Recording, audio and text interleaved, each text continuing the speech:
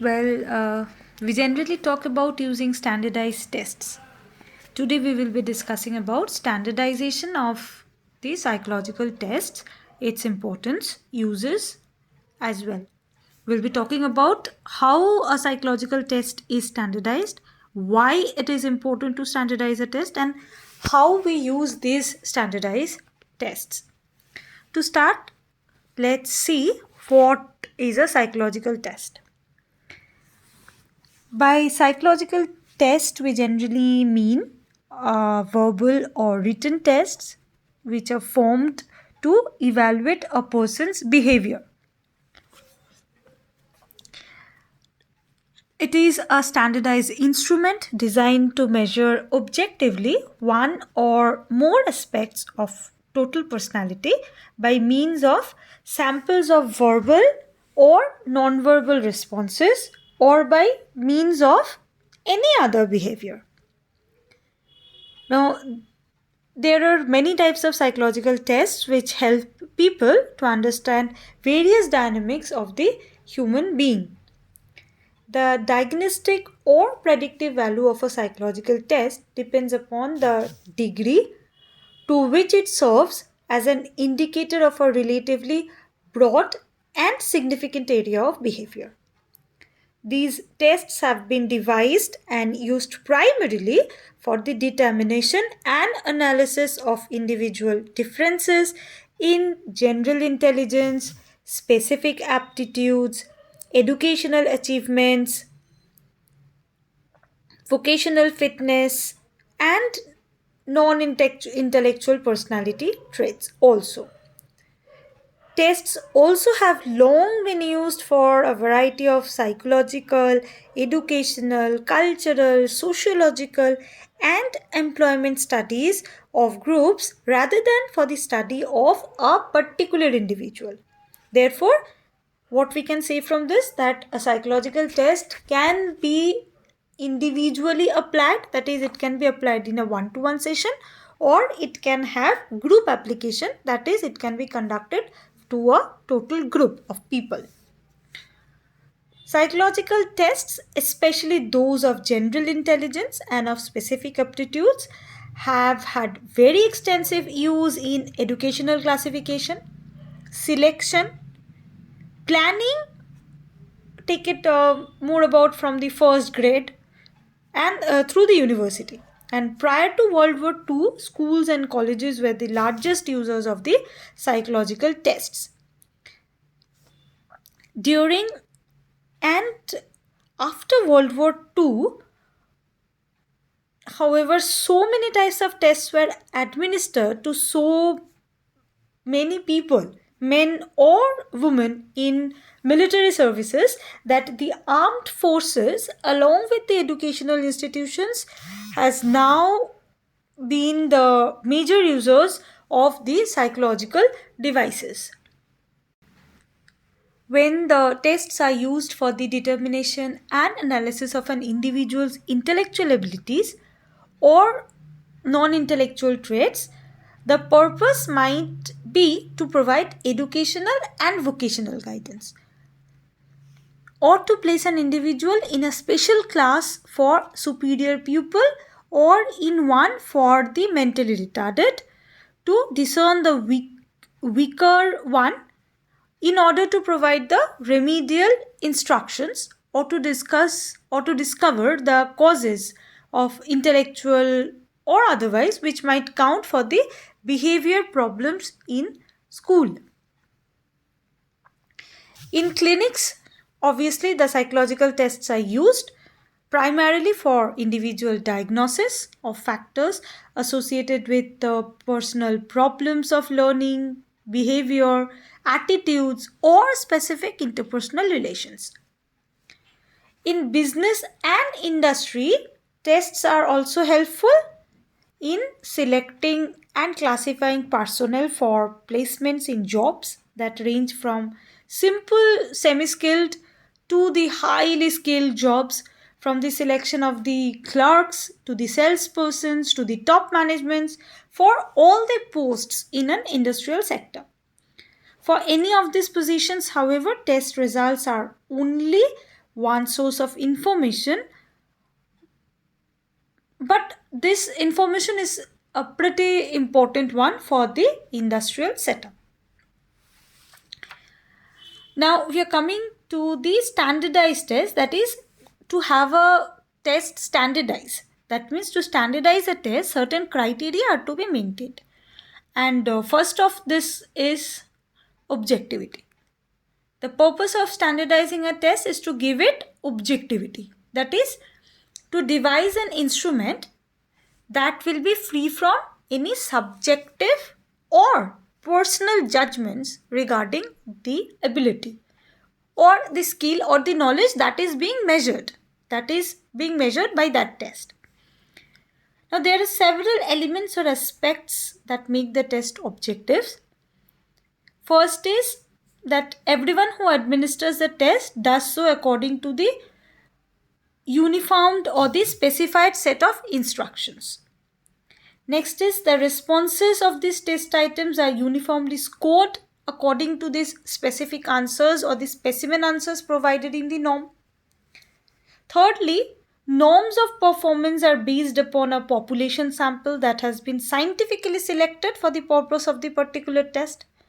That means that sample has to be a proper representative sample of my target population. And next is the mental activities or the personality traits to be tested are defined and specified, and the psychological rationale is given. That is, which mental ability or the factor or the behavior or which trait of the personality is measured by that test, that ability is to be properly or operationally defined in the test. Next is the activities or traits to be tested has been selected on the basis of analysis of the operations or behaviors to be evaluated upon the views of the number of experts and upon the information available from the previous research. That is, the traits or the samples or the items that we are selecting, that has to be typically in relation to what is being tested. Then it's the content of the text under the construction is subject to analysis by means of established techniques of standardization. Now, this is how we can achieve objectivity.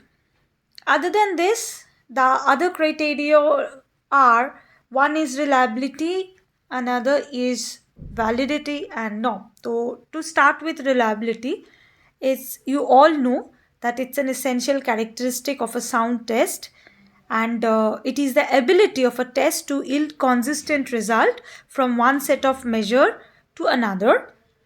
It is the extent to which the obtained test scores are free from any internal defects. That is, it won't change. However, this term reliability is somewhat different from the original connotation in English. That is somewhat different in psychological testing. It generally refers to the extent to which a test is internally consistent, that is, consistency of a result obtained throughout the test when administered once. And secondly, it also refers to the extent to which a measuring device yields consistent result upon retesting, that is, testing again with the same test. Now, we have already discussed this in detail in our reliability class. However, there are certain limitations in its practical application. Like in the test-retest reliability, it is uneconomical to ask the employees to take time from their jobs to take the test twice. The effects of learning, that is, if they remember from the first administration, and the influences of the other experiences between the two testing sessions may cause the group to score higher than the second time. Because as we are studying it and its application in the real life, so this can be a problem in case of the test-retest reliability. And second is in the equivalent forms for determining the reliability, determining a reliability. Here a similar type of form is administered to the subject. That is, the subject has to, or the employee has to take two tests at the same time. Now, this has got a disadvantage because it is really difficult and costly to develop two separate and equivalent forms. And in choosing a test for the employee selection, the reliability coefficient ideally exceeds positive 0.80 in practice, and a coefficient of approximately positive 0.70 as considered acceptable for the split half technique of reliability. Next is validity. Now, what is validity? We all know it's an index of it's an index of a degree which shows that test measured what it actually says it's measuring. Now, the first quality of a valid test is that it is highly reliable. That is, if a reliability coefficient of a test is 0, it will not be correlated with anything. A test that yields inconsistent result, that is, its result changes, varies with situations, with applications, with next presentations. This cannot correlate well with a measure of another variable. And psychologists, educators, guidance counselors, or personal managers use test results for a variety of purposes: to estimate an individual's educational goal, to assist in solving learning problems, to select persons for jobs or for training programs, or to evaluate an individual's personality traits, or to assess the personality traits, or for the psychotherapy, and blah blah blah blah blah. But obviously, none of these purposes can be fulfilled if a test battery or a psychological instrument do not have a sufficiently high degree of validity. And as we have said, a test cannot be valid if it's not reliable. Now, the criterion related validity is not concerned with the nature or the property of the test, but only with the relationship between the test scores and the job performance of the employees. Personnel psychologists have described two approaches to establish criterion related validity, that is, predictive and the concurrent. Now, predictive validity involves administering the new test to all job applicants for a specified period and hiring them all regardless of their test scores. And concurrent validity is used more frequently.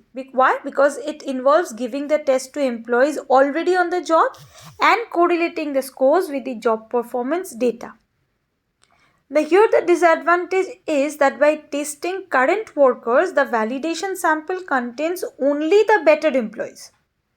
The poorer employees or the weaker employees, they have already been fired or not showed. They are demoted or transferred. Therefore, it is difficult to establish by using the concurrent validity whether the test is discriminating between the good and the poorer workers. In content validity, the test items are assessed to ensure that they adequately sample the knowledge or skills the test is designed to measure. This assessment can be accomplished by conducting a job analysis and determining if the test items are related to all those abilities needed to perform the job. For the job of a secretary, for example, the test questions about office procedures or job related questions, whereas questions involving mechanical abilities may not be used. And in construct validity, what happens? It's an attempt to determine the psychological characteristics measured by a test, that is, what the test really measures. Now, the last part is the norm. That is, a standardized test should have a standardized norm. Why do we need the norms? To interpret the results of the psychological test. It is a frame of reference or a point of comparison that must be established so that the performance of one person can be compared with the performance of all others in that category. This is accomplished by means of the test norms, the distribution of the scores of a large group of people similar in nature to the job applicants being tested. The scores of this group, called the standardized sample, serve as the point of comparison in determining the relative standing of one applicant on the ability being tested. A norm is basically an average or a typical score.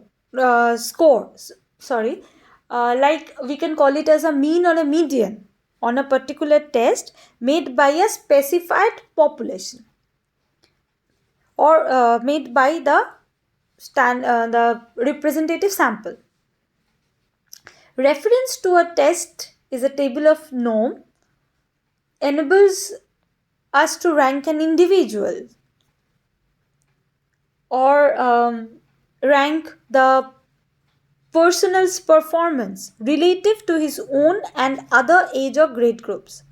For example, a child of 10 years might have an intelligence score that matches his own age group, or a population of a 9-year-old, or for those who are in the age group of 11 years. On a test of arithmetic fundamental, a 4th grade pupil score might be typical of his level or for that of the grade above or below. So, whichever matches his level of performance will be his reference point for comparison. The most widely used psychological tests have set of norms for different age groups, races, sexes, and level of education. The adequacy of a test's norm can determine its usefulness in employee selection. A survey of psychologists working in employee selection found that 98% of people used normative data of some kind in evaluating these test results.